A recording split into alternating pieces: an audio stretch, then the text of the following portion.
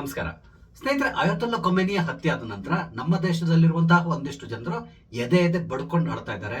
ಅವರು ರೋಧಿಸ್ತಾ ಇರುವಂತಹ ಪರಿಯನ್ನು ನೋಡಿದ್ರೆ ಕಲ್ಲು ಹೃದಯ ಕೂಡ ಕರ್ಗಿ ಹೋಗ್ಬಿಡ್ಬೇಕು, ಆ ರೀತಿಯಾಗಿ ರೋಧಿಸ್ತಾ ಇದ್ದಾರೆ. ಅದೇ ರೀತಿಯಲ್ಲಿ ದೇಶದ ಹಲವಾರು ಕಡೆಗಳಲ್ಲಿ ಪ್ರತಿಭಟನಾ ರ್ಯಾಲಿಗಳನ್ನು ನಡೆಸ್ತಾ ಇದ್ದಾರೆ. ಈತನ ಹತ್ಯೆಯನ್ನು ಖಂಡಿಸಿ ಬಹಳಷ್ಟು ಜನ ಹೇಳಿಕೆಗಳನ್ನು ಕೂಡ ಕೊಡ್ತಾ ಇದ್ದಾರೆ. ಹಾಗಾದ್ರೆ ಇವರೆಲ್ಲರಿಗೂ ಅಷ್ಟೊಂದು ಬೇಸರ ಆಗ್ಲಿಕ್ಕೆ ಕಾರಣ ಏನು? ಅದಲ್ಲದೇನೆ ಇವರು ಈ ರೀತಿಯಂತ ಪ್ರತಿಭಟನಾ ರ್ಯಾಲಿಯನ್ನು ನಡೆಸ್ತಾ ಇರೋದನ್ನ ಸರ್ಕಾರ ಯಾಕೆ ತುಂಬಾ ಸೀರಿಯಸ್ ಆಗಿ ಗಮನಿಸ್ತಾ ಇದೆ? ಸರ್ಕಾರ ಅಂತ ಹೇಳಿದ್ರೆ ನಾವು ಕರ್ನಾಟಕ ಸರ್ಕಾರದ ಬಗ್ಗೆ ಮಾತಾಡ್ತಾ ಇಲ್ಲ, ಕೇಂದ್ರ ಸರ್ಕಾರ ಈ ಪ್ರತಿಭಟನಾ ರ್ಯಾಲಿಗಳ ಬಗ್ಗೆ ತುಂಬಾ ನಿಗಾ ವಹಿಸಿದೆ. ಹಾಗೇನೆ ಎಲ್ಲ ರಾಜ್ಯಗಳಿಗೆ ಕೇಂದ್ರ ಸರ್ಕಾರ ಒಂದು ಸೂಚನೆಯನ್ನು ಕೊಟ್ಟಿದೆ. ಈ ಪ್ರತಿಭಟನಾ ರ್ಯಾಲಿಗಳ ಮೇಲೆ ಒಂದು ಕಣ್ಣನ್ನಿಟ್ಟಿರಿ, ಯಾವುದೇ ಕಾರಣಕ್ಕೆ ಈ ಪ್ರತಿಭಟನಾ ರ್ಯಾಲಿಗಳು ಹಿಂಸಾ ರೂಪಕ್ಕೆ ತಿರುಗಬಾರದು, ಈ ರೀತಿಯಾದಂತಹ ಸೂಚನೆಗಳನ್ನು ಕೊಟ್ಟಿದೆ. ಅದ್ರ ಜೊತೆಗೆ ಈ ರ್ಯಾಲಿಗಳ ಹಿಂದೆ ಯಾರಿದ್ದಾರೆ, ಇವರು ಯಾರು ಫಂಡಿಂಗ್ ಮಾಡ್ತಾ ಇದ್ದಾರೆ, ಎಲ್ಲಾ ರೀತಿಯಾದಂತಹ ವಿಷಯಗಳ ಬಗ್ಗೆ ವಿಶೇಷ ಗಮನವನ್ನು ಕೊಡಿ ಅಂತಕೊಂಡು ರಾಜ್ಯ ಸರ್ಕಾರಗಳಿಗೆ ಒಂದು ಸೂಚನೆಯನ್ನು ಕೊಟ್ಟಿದ್ದಾರೆ. ಹಾಗಾದ್ರೆ ಕೇಂದ್ರ ಸರ್ಕಾರ ಈ ರೀತಿಯಾದಂತಹ ಸೂಚನೆ ಕೊಡ್ಲಿಕ್ಕೆ ಕಾರಣ ಏನು? ಹಾಗೇನೆ ಇಷ್ಟೊಂದು ಜನ ಭಾರತಕ್ಕೆ ಸಂಬಂಧ ಪಡದೇ ಇರುವಂತಹ ವ್ಯಕ್ತಿಯ ಸಾವಿಗೆ ರೋಧಿಸ್ತಿರೋದಾದ್ರೂ ಯಾಕೆ? ಇದೆಲ್ಲವೂ ಸಂಬಂಧಪಟ್ಟಂತೆ ಒಂದಿಷ್ಟು ವಿಷಯಗಳನ್ನ ನಾನು ನಿಮ್ ಜೊತೆ ಶೇರ್ ಮಾಡ್ಕೊತಾ ಇದ್ದೇನೆ. ಸ್ನೇಹಿತರೆ, ನಿಮ್ಮೆಲ್ಲರೂ ಕಾಫಿ ಡಿಜಿಟಲ್ ಚಾನಲ್ ಸ್ವಾಗತಿಸ್ತಾ ಇದ್ದೇನೆ. ಸ್ನೇಹಿತರೆ, ಅಯತುಲ್ಲಾ ಖೊಮೇನಿಯ ಹತ್ಯೆಯ ನಂತರ ನಮ್ಮ ದೇಶದಲ್ಲಿರುವಂತಹ ಒಂದಿಷ್ಟು ಜನರು ರೋಧಿಸ್ತಾ ಇರುವಂತಹ ರೀತಿ, ಆತನ ಹತ್ಯೆಯನ್ನ ಖಂಡಿಸಿ ನಡೆಸ್ತಾ ಇರುವಂತಹ ಪ್ರತಿಭಟನೆಯನ್ನು ನೋಡಿದ್ರೆ ಖಂಡಿತವಾಗಿ ಆಶ್ಚರ್ಯ ಆಗ್ತದೆ. ಇಲ್ಲಿ ಈ ಮಾತನ್ನ ನಾನು ಯಾಕೆ ಹೇಳ್ತಾ ಇದ್ದೇನೆ ಅಂತ ಹೇಳಿದ್ರೆ, ಈ ಅಯತುಲ್ಲಾ ಖೊಮೇನಿ ಅಷ್ಟೊಂದು ಶ್ರೇಷ್ಠ ವ್ಯಕ್ತಿಯ, ಓಕೆ, ಆತ ಓರ್ವ ಧರ್ಮಗುರು, ಅದನ್ನ ನಾನೇನೋ ಅಲ್ಲಗಳೆಯೋದಿಲ್ಲ.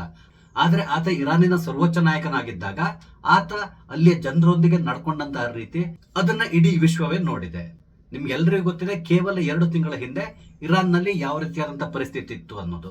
ಅಲ್ಲಿಯ ಯುವ ಜನತೆ ಈ ಸರ್ಕಾರದ ವಿರುದ್ಧವಾಗಿ ರಸ್ತೆಗಿಳಿದಿದ್ರು. ಆ ಸಂದರ್ಭದಲ್ಲಿ ಕೇವಲ 2-3 ದಿನದಲ್ಲಿ ಈ ಪ್ರತಿಭಟನೆಯನ್ನು ಹತ್ತಿಕ್ಲಿಕ್ಕಾಗಿ ಅಯತುಲ್ಲಾ ಖೊಮೇನಿ ತನ್ನ ಪಡೆಗಳನ್ನ ಉಪಯೋಗಿಸಿಕೊಂಡು 35,000-40,000 ಸಾವಿರ ಜನ ಯುವಕ ಯುವತಿಯರನ್ನ ಹಾಡು ಹಗಲೇ ರಸ್ತೆಯಲ್ಲಿ ಕೊಂದು ಹಾಕಿದ್ದಾನೆ. ಆದ್ರೆ ಆ ಸಂದರ್ಭದಲ್ಲಿ ಈ ಹತ್ಯೆಗಳನ್ನ ವಿರೋಧಿಸಿ ನಮ್ಮಲ್ಲಿ ಯಾವುದೇ ರೀತಿಯಂತ ಪ್ರತಿಭಟನೆ ನಡೆಯಲಿಲ್ಲ, ಒಂದೇ ಒಂದು ಖಂಡನ ಹೇಳಿಕೆಯನ್ನ ಕೂಡ ಕೊಡ್ಲಿಲ್ಲ. ಹಾಗೇನೆ ಎಲ್ಲಿಯೂ ಯಾರು ಕೂಡ ಎದೆ ಬಡ್ಕೊಂಡು ಹತ್ತಿದ್ದನ್ನ ನಾವು ನೋಡ್ಲಿಲ್ಲ. ಆದ್ರೆ ಈಗ ಅಯತುಲ್ಲಾ ಖೊಮೇನಿಯ ಹತ್ಯೆ ಆದಾಗ ಇವರೆಲ್ಲರೂ ಕೂಡ ಎದೆ ಬಡ್ಕೊಂಡು ಆಳ್ತಾ ಇದ್ದಾರೆ. ಇದು ಖಂಡಿತವಾಗಿ ಆಶ್ಚರ್ಯವನ್ನ ತರಿಸ್ತದೆ. ಭಾರತದಲ್ಲಿರುವ ಮುಸಲ್ಮಾನರು ಈ ರೀತಿಯಾಗಿ ರೋಧಿಸಬೇಕಾದಂತಹ ಅವಶ್ಯಕತೆ ಇತ್ತಾ? ಕೇವಲ ಆತ ಧರ್ಮಗುರು ಅನ್ನೋದನ್ನ ಬಿಟ್ರೆ ಬೇರೆ ಇನ್ಯಾವುದೇ ರೀತಿಯಲ್ಲಿ ಕೂಡ ಆತನಿಗೂ ಮತ್ತು ಭಾರತಕ್ಕೂ ಅಂತಹ ಸಂಬಂಧ ಏನು ಇರಲಿಲ್ಲ. ಎಲ್ಲಕ್ಕಿಂತ ಪ್ರಮುಖವಾಗಿ ಆತ ಭಾರತ ದೇಶದ ಪರವಾಗಿ ಎಲ್ಲಿಯೂ ಕೂಡ ಮಾತಾಡಿದವನಲ್ಲ. ಕೆಲವರು ಹೇಳ್ಬಹುದು ಇರಾನ್ ಭಾರತದ ಮಿತ್ರ ದೇಶ ಅಂತ ಹೇಳ್ಕೊಂಡು. ಖಂಡಿತವಾಗಿ ಹೌದು, ಮಿತ್ರ ದೇಶ ಅಂದ್ರೆ ಇರಾನ್ ನಮ್ಮ ಶತ್ರು ದೇಶ ಅಲ್ಲ. ಹಾಗೇನೆ ನಾವು ಇರಾನ್ ನೊಂದಿಗೆ ಒಂದಷ್ಟು ವ್ಯಾಪಾರ ವ್ಯವಹಾರವನ್ನ ನಡೆಸ್ತಾ ಇದ್ವಿ. ಇರಾನ್ ನಲ್ಲಿರುವಂತಹ ಚಾಬಹಾರ್ ಪೋರ್ಟ್ ಅನ್ನ ಕೂಡ ಭಾರತ ನಿರ್ವಹಿಸ್ತಾ ಇತ್ತು. ಆದ್ರೆ ಇದೇ ಖೊಮೇನಿ ಭಾರತ ಮತ್ತು ಪಾಕಿಸ್ತಾನದ ನಡುವೆ ಯುದ್ಧ ನಡೆದ ಸಂದರ್ಭದಲ್ಲಿ ಪಾಕಿಸ್ತಾನದ ಪರವಾಗಿ ನಿಂತಹ ವ್ಯಕ್ತಿ. ಜಮ್ಮು ಕಾಶ್ಮೀರದಲ್ಲಿ ಆರ್ಟಿಕಲ್ 370 ಅನ್ನು ತೆಗೆದಾಗ ಕೂಡ ಈತ ಅದನ್ನ ಖಂಡಿಸಿ ಹೇಳಿಕೆಯನ್ನು ಕೊಟ್ಟಿದ್ದಾನೆ.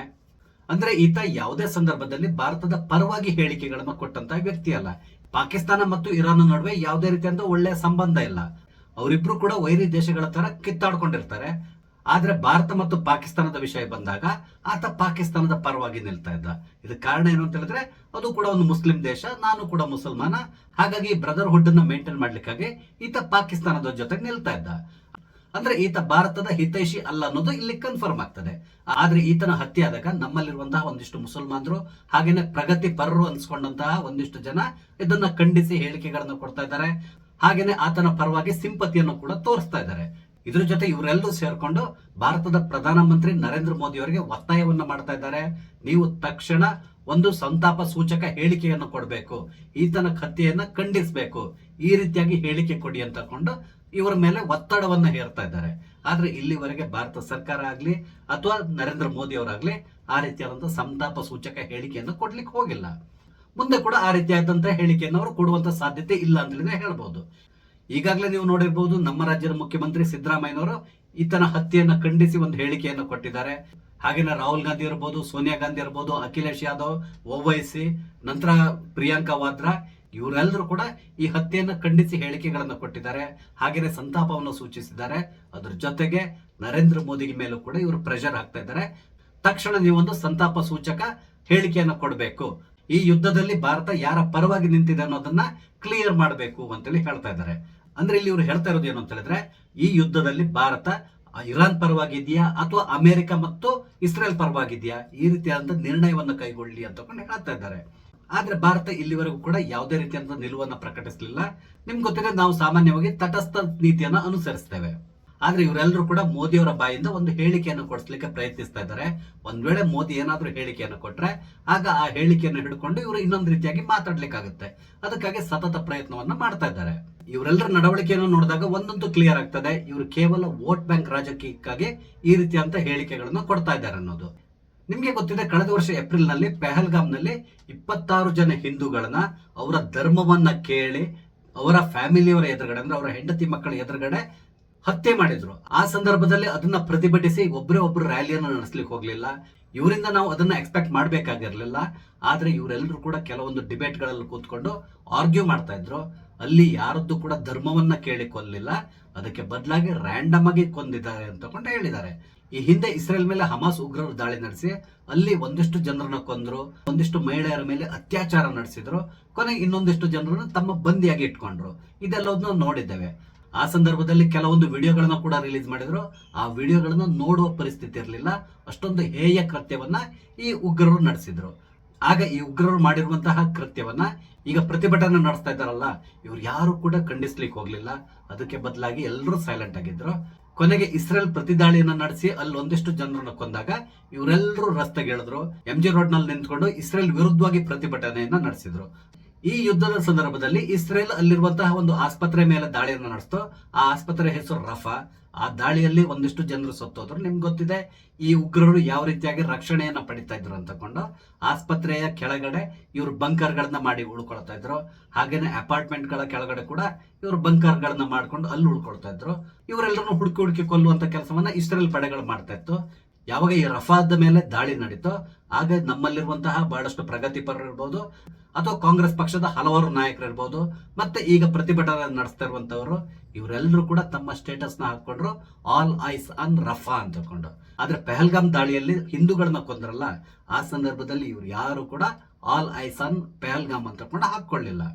ಯಾಕಂದ್ರೆ ಅಲ್ಲಿ ಸತ್ತಿರುವವರು ಹಿಂದೂಗಳು ಸತ್ತಿದ್ದಕ್ಕೆ ನಾವ್ಯಾಕೆ ಕಣ್ಣೀರು ಸುರಿಸ್ಬೇಕು, ಈ ರೀತಿಯಾದಂತಹ ಮೆಂಟಾಲಿಟಿ ಸೋ ಕಾಲ್ಡ್ ಪ್ರಗತಿಪರರು ಮತ್ತೆ ಈಗ ಪ್ರತಿಭಟನೆ ನಡೆಸ್ತಾ ಇರುವಂತಹ ವ್ಯಕ್ತಿಗಳದ್ದು. ಇನ್ನೊಂದು ವಿಷಯ ಏನು ಅಂತ ಹೇಳಿದ್ರೆ, ವಿಶ್ವದಲ್ಲಿ ಹಲವಾರು ಉಗ್ರರ ಗುಂಪುಗಳಿದೆ. ಈ ಉಗ್ರರ ಎಲ್ಲಾ ಗುಂಪುಗಳಿಗೆ ಆಲ್ಮೋಸ್ಟ್ ಫಂಡಿಂಗ್ ಮಾಡೋದು ಇದೇ ಇರಾನ್. ಅಂದ್ರೆ ಖಮೇನಿ ನೇರವಾಗಿ ಅವರ ಸಪೋರ್ಟಿಂಗ್ ನಿಲ್ತಾ ಇದ್ದ. ನೀವು ಮುಸ್ಲಿಮೇತರರ ಮೇಲೆ ದಾಳಿಯನ್ನ ನಡೆಸಿ ಅವ್ರನ್ನ ಕೊಲ್ಲಿ, ನಾವು ನಿಮ್ ಜೊತೆಗಿದ್ದೇವೆ, ನಿಮ್ಗೆ ಏನ್ ಬೇಕೋ ಎಲ್ಲಾ ರೀತಿಯಾದಂತಹ ಸಹಾಯವನ್ನ ನಾವು ಮಾಡ್ತೇವೆ, ಈ ರೀತಿಯಾಗಿ ಅವರ ಹಿಂದೆ ನಿಂತು ಅವ್ರನ್ನ ಹುರಿದುಂಬಿಸ್ತಾ ಇದ್ದಂತಹ ವ್ಯಕ್ತಿ ಇದೇ ಅಯಾತುಲ್ಲಾ ಖಮೇನಿ. ಆದ್ರೆ ಇವ್ರು ಯಾರು ಕೂಡ ಖಮೇನಿಗೆ ಒಂದೇ ಒಂದು ದಿನ ಕೂಡ ಬುದ್ಧಿ ಹೇಳಿದವರಲ್ಲ.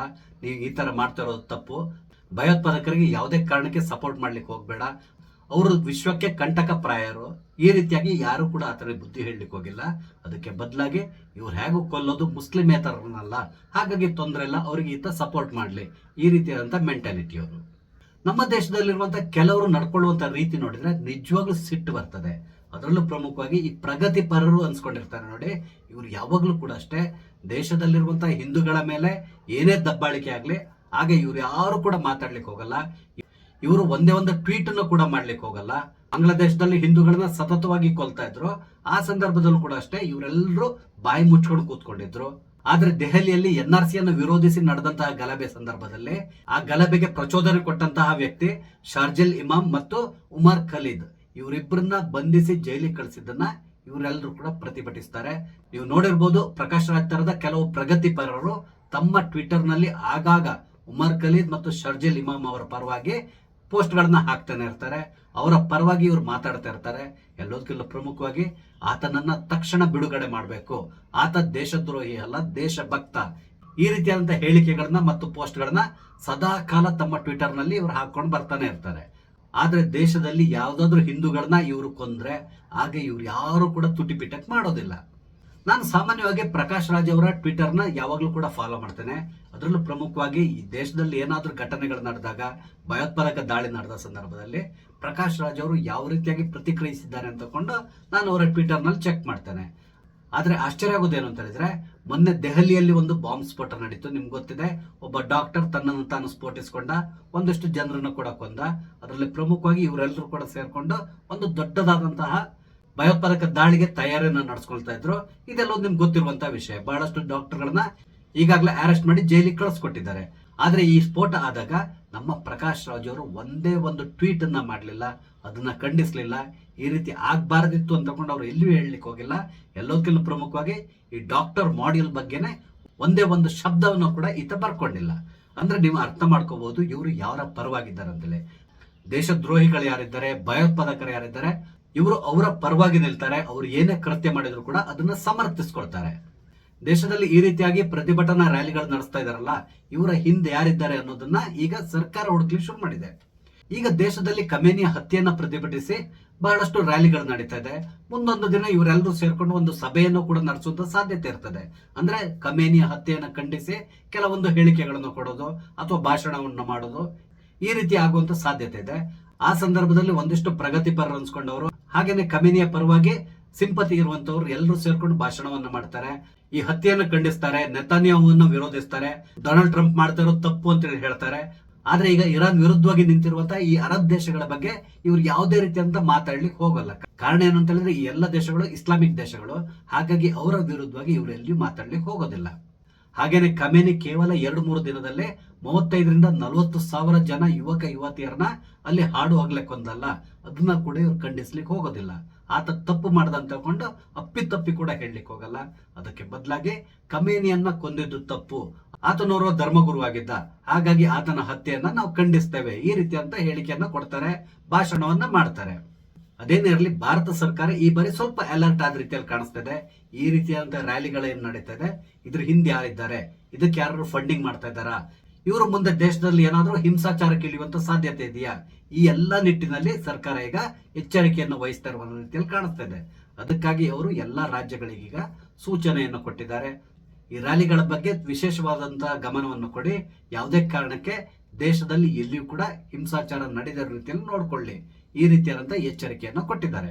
ಆದ್ರೆ ಇವರು ಕೊಟ್ಟಿರುವಂತಹ ಸೂಚನೆಯನ್ನ ಬಿಜೆಪಿಯೇತರ ರಾಜ್ಯಗಳು ಫಾಲೋ ಮಾಡ್ತದ ಇಲ್ವಾ, ಇದನ್ನ ನಾವು ಕಾದ್ ನೋಡ್ಬೇಕಾಗಿದೆ. ಸ್ನೇಹಿತರೆ, ಈ ಎಲ್ಲ ವಿಷಯಗಳ ಬಗ್ಗೆ ನಿಮ್ಗೆ ಏನಿಸ್ತದೆ, ನಿಮ್ಮ ಅನಿಸಿಕೆಗಳನ್ನ ದಯವಿಟ್ಟು ಕಮೆಂಟ್ ಮುಖಾಂತರ ತಿಳಿಸಿ. ಹಾಗೇನೆ ನಾನು ಇಲ್ಲಿ ಹಂಚ್ಕೊಂಡ ವಿಷಯ ನಿಮ್ಗೆ ಇಷ್ಟ ಆದ್ರೆ ಲೈಕ್ ಮಾಡಿ, ಇಲ್ಲ ಅಂದ್ರೆ ಡಿಸ್ಲೈಕ್ ಮಾಡಿ. ದಯವಿಟ್ಟು ನನ್ನ ಚಾನಲ್ನ ಸಬ್ಸ್ಕ್ರೈಬ್ ಮಾಡಿ. ನಮಸ್ತೆ, ಜೈ ಹಿಂದ್.